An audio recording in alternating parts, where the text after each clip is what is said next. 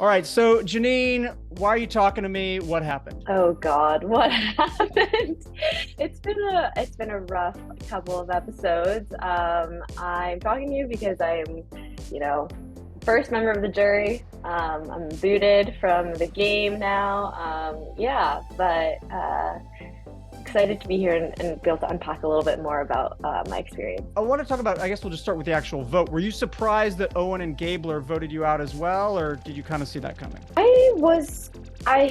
It's hard. It's a yes and no question. Like, I don't think I was ever, I was very aware of the fact that I was on the bottom and that my name was out there and that I was kind of on the chopping block.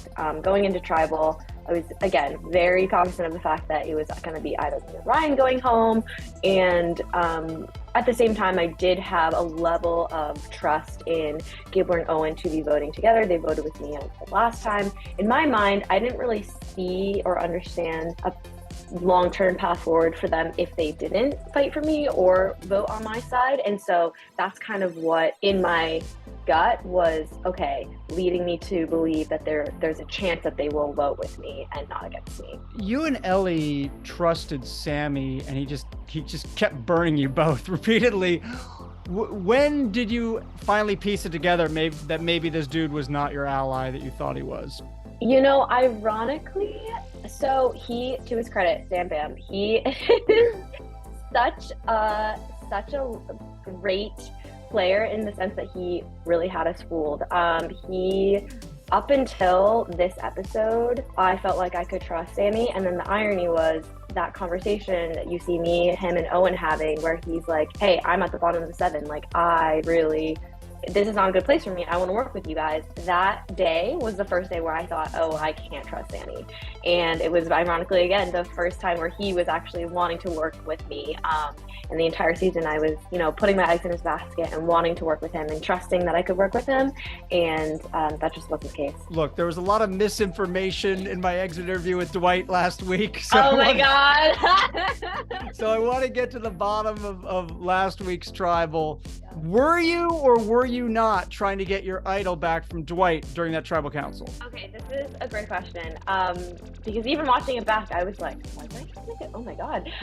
No, it was completely, in that moment, I was really, my heart just went out to Dwight. Like, I was really just thinking of him as a friend, as a person. I could feel him behind me, just like shaking so much. And Noelle and I were kind of just like, you're good, you're fine, comforting him. And that's what you're seeing is me just like putting my hand behind him, trying to pat his leg and comfort him. Was not reaching for that. I know that as soon as the votes are read, you have that window of time to be able to transfer any sort of advantages, use them at your will. And then once Jeff kind of like says the statement, gives you your time to do so, whatever's on your person's on your person. So I was not trying to physically ascertain the idol back. It certainly looked that way. That's why I was surprised when he told me you weren't. But then when he was telling me everything else was wrong, I was like, well, maybe she was, because who knows? I can't trust Dwight. Right. Right. Well, yes, exactly. Dwight was presumably gone from Ponderosa when you showed up, since they usually cleared out of pre-jury people once the jury starts showing up. So when did you find out that it was Jesse and not Dwight that actually had it? Well, I mean, we'll see when that comes about, but I definitely did not realize. I mean, you saw in this episode, I thought that my idol was flushed. I was devastated. Everyone else on the episode also was like, wow, Jeanine got her idol flushed. And so it's really Jesse's secret to reveal out of the mix. I sort of wish, there's part of me that wishes Survivor players, I mean, look, we know what happens. They get to Ponderosa and they spill their guts, or after the game, if you see the person, you all talk. I kind of wish that wouldn't happen and you could have just watched it play out on TV like everyone else would have been so cool. No, it would. I mean, I'm all about surprises, so. So whenever you found out, what was your reaction when you found out that Jesse had the idol? Oh my God, I was like, that's my baby.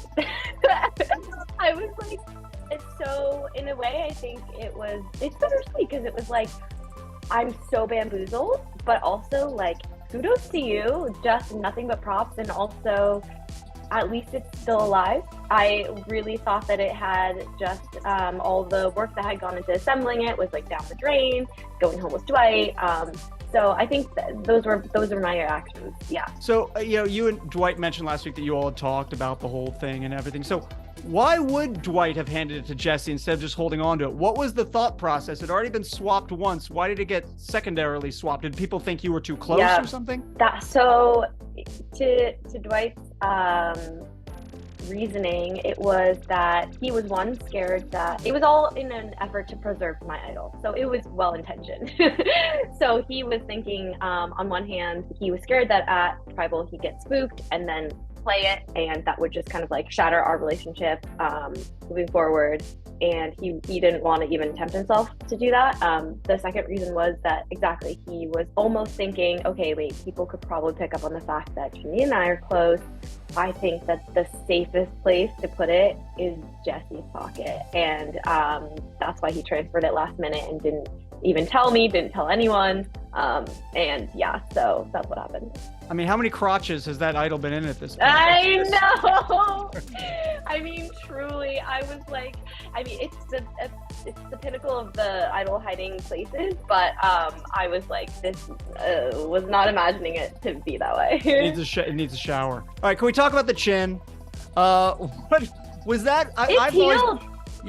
How does it feel now? First off, it's completely healed. Thank you for asking. And yes, it was. I was guessing it was from that digging under that log. Is that when it happened? When you were digging under the log in the challenge? Exactly. It was literally day 1, day 2, and of course I have this huge scar on my face for the entire season, but it was because I was under the log, and I don't think people or viewers understand how difficult that log challenge, like across the board, everyone, Cody who did it, Ryan who did it, said it was like the hardest physical thing that I did. I completely agree, because I was basically suffocating under it and could only come out the other side by scraping my face up against it. And so that's where you see that. It's that. But I was like, there's no way that I could hear my tribe, and I was like, this cannot be the end of our challenge. Like, if I don't come up the other side, that's it. And I was like, that can't be.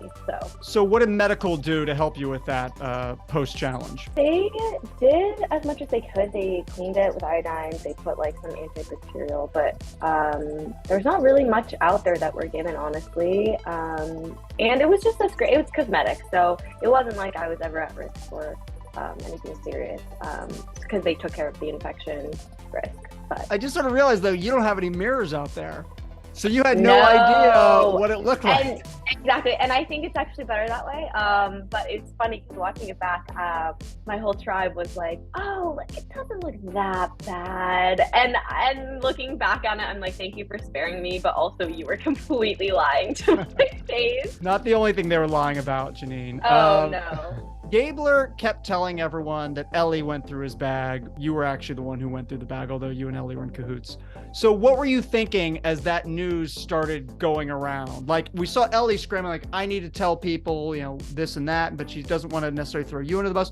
What were you doing and what were you thinking? At that point, we're talking about the merge, right? When he just spilled the beans to everyone. It wouldn't have, in my real life, I think I would have been just like, oh my God, it's time to come clean and, face this. I did not think it would be productive to talk about, admit to, or, just have any conversations surrounding the bag, because at the end of the day, it wasn't about the bag. Like, the bag was a quick example for Gabler to be able to use to demonstrate to other people that he didn't trust Ellie. Like we're seeing, and everyone knew, it was actually me who went through the bag. He could have very well said, it was Jeanine that went through the bag. Let's target her, even though I was safe for that round. But I do think, the particulars around the bag was not what the whole issue was. It was this mistrust that he had from Ellie, and felt that betrayal from day one, because him and her were closer than he and I were in that way. And so he really felt, okay, knowing that it was Ellie and Jeanine who went through my bag, he felt really, really, really hurt by Ellie doing that, and not so much me. And so when I'm coming back, Ellie's kind of trying to address this, and I'm trying to not address it. I'm really just like, can we stick together for this one vote? Like, let's not try to resurface all of this past hurt, past drama. Like, we really just, as a 5, we worked so hard to be able to have five BACA members moving forward. Can we just vote together for this one vote? secure Sammy and Owen their buffs and rehash this all at a later time. What was it like being on a tribe with Gabler? Because he's a wild card. You know, like sometimes he's giving these weird speeches after challenges. Other times he's just passed out for hours. You know, it seems like you don't really know what you're going to get. What was it like for you then dealing with it? It's hilarious because he truly was like a mystery bag. You never know what you're going to get from Gabler. That was what's exciting about, you know, waking up every day on the Baka Beach. And I think because of that, a lot of my other tribe mates we saw had, you know, their opinions about what Gabler was going on. And to me, honestly, I wasn't bothered. I really wasn't fussed. Like there was nothing about him that I just found it hilarious, and he always made me laugh. So there's so much that doesn't make into the episode because they just don't have enough time. You're out there living an experience, and you're probably like, oh, I can't wait to see this play out on TV, and it doesn't even make it. What's something we didn't see that you wish had made it into an episode this season? You know, I really wish that they had shown more of the relationship that I had with the Vesty members, Noelle and Dwight. You know, I think a lot of viewers might have been confused why all of a sudden merge happens and you're giving your idol to Dwight. And I mean, that is and goes to show how close I felt with him and how much we had even pre-merge, like established that we wanted to work together. So when we got to the merge, it's actually crazy because Noelle and Dwight were also on the same page about, oh, as soon as we saw her do the log challenge, we were like, she's a badass, we need to work with her. And then we saw that kind of rapport going back and forth between our two tribes. So it felt like that was a really big part of my strategic narrative that didn't get shown on the show, but that I want to share. Well, I know a lot of people are sad to see you go. Some might even call the vote preposterous, but... Oh my God. Here you are. Anyway, it was fun to watch you. I wish we got to see more of you, Jeanine, but you know, as I wrote in my recap, who knows, maybe we'll see you again out there. Here's hoping. I am really trying to start the movement. Second chance for Jeanine right here. Second chance for her chin.